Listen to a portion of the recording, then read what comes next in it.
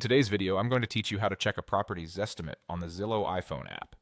By the end, you'll know exactly how to find a home's estimated value, see how that estimate has changed over time, and understand the range Zillow provides so you can make a more informed decision. Start by opening the Zillow app on your iPhone.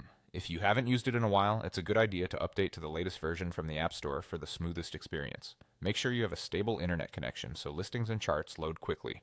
Once the app opens, you'll land on the home screen with a search bar at the top. Next, use the search bar to find the property you're interested in. You can type a full street address if you know it, or search by city or zip code if you're still exploring an area.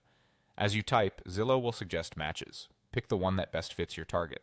If you searched by city or zip, you'll see a map and a list of homes in that area. If you entered a full address, look for that exact property to appear so you can open its details.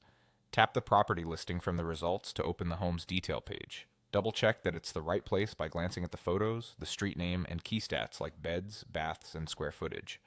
If you're looking at a broader area, you can move the map or switch to the list view to make selecting the exact home a bit easier. On the property page, scroll down until you reach the section labeled Zestimate. It's typically located below the main price and property highlights. This section shows Zillow's automated estimate of the home's market value, calculated from public records, recent sales, and local market trends. Remember, it's an algorithmic estimate, not an appraisal. Take a moment to view the estimated value, the price history, and the valuation range. The estimated value is the headline number. The price history shows how the listing price or recorded sale price has changed over time, which can reveal market momentum or past adjustments. The valuation range provides high and low bounds around the estimate, giving you a sense of uncertainty. A wider range means less confidence in pinpointing the exact value. If there's a graph, you can usually slide along it to see changes by date. That's it. With these steps, you can quickly check a home's Zestimate on your iPhone and understand what the numbers mean in context.